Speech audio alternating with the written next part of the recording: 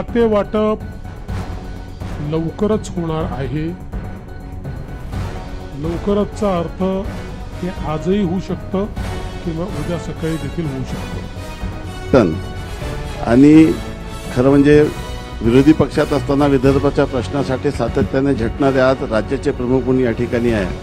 आणि एक काळ असं होतं की आम्ही धानासाठी आंदोलन करत होतो, परंतु विरोधी पक्षांनी कुठल्याही शेतकऱ्यांसंदर्भात कुठलाही प्रश्न उपस्थित न करता संवेदनशील मनाने विदर्भाच्या धान उत्पादक शेतकऱ्याला बोनस देणारे राज्याचे प्रमुख मुख्यमंत्री महोदय यांना मी विनंती करतो की त्यांनी संबोधित करावं। आपल्या सर्वांचं या पत्रकार परिषदेमध्ये मी मनपूर्वक स्वागत करतो। पहिल्यांदाच कुठली वेगळी बातमी बनू नये म्हणून स्पष्टीकरण करतो की राज्याचे आमचे दुसरे सहकारी आणि उपमुख्यमंत्री अजितदादा पवार हे दुपारीच माझी परवानगी घेऊन बीड आणि परभणी या दोन्ही ठिकाणी ज्या घटना झालेल्या आहेत त्या घटनेमध्ये जे पीडित आहेत त्यांची भेट घेण्याकरता त्या ठिकाणी गेलेले आहेत, म्हणून ते पत्रकार परिषदेत उपस्थित नाहीत।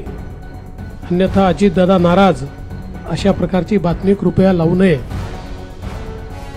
आताच माननीय एकनाथराव शिंदेजींनी आपल्या समोर संक्षिप्त अशा प्रकारचा आढावा ठेवलेला आहे। हे अधिवेशन 6 दिवसाचं अधिवेशन या ठिकाणी झालं।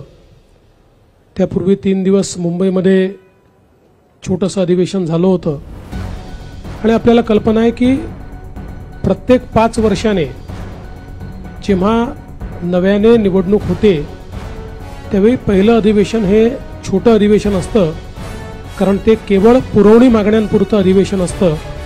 इतर फारसं कुठलं कामकाज त्या अधिवेशनामध्ये होत नाही। तथापि या 6 दिवसामध्ये भरगच्च अशा प्रकारचं कामकाज या अधिवेशनामध्ये राज्य सरकारने केलेलं आहे आणि विशेषतः 17 विधेयकं मंजूर करण्याचं काम आणि चर्चेसहित, म्हणजे गोंधळात नाही तर चर्चा करून 17 विधेयकं मंजूर करण्याचं काम आपण केलेलं आहे। 1500 वर्षापूर्वीचं कारागृह विधेयकावरच आपले कारागृह प्रशासन हे काम करत होतं। आता इतक्या 1500 वर्षानंतर नवीन अशा प्रकारचा हा कायदा आपण या ठिकाणी तयार केलेला आहे। त्यामुळे मोठ्या प्रमाणात या अधिवेशनामध्ये आम्ही काम केलंय आणि विशेषतः विदर्भ मराठवाड्याच्या हिताचे अनेक निर्णय, शेतकऱ्यांच्या हिताचे निर्णय, सर्वसामान्यांच्या हिताचे निर्णय घेण्याचं काम या अधिवेशनामध्ये आम्ही केलेलं आहे। आपण सर्वांनी या अधिवेशनाला जी प्रसिद्धी दिली त्याबद्दल आपल्या सर्वांचे आभार मानतो आणि काही 1-2 प्रश्न असतील तर आपण ते करूया।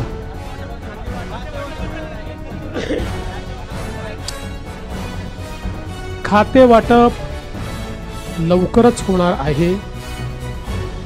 लवकरचा अर्थ हे आजही होऊ शकतं किंवा उद्या सकाळी देखील होऊ शकतं।